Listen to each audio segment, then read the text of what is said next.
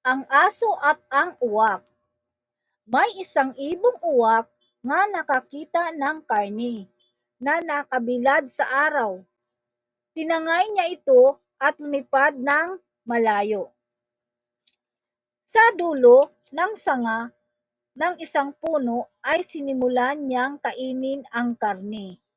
Ngunit narinig niya ang malakas na boses ng isang aso na nagsabing, sa lahat ng ibon, ang uwak ang pinakamagaling, walang kakumpara.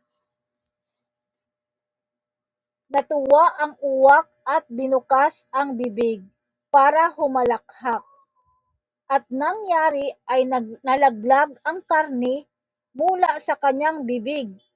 Nahulog ito sa lupa kung saan kaagad sinunggaban ng aso.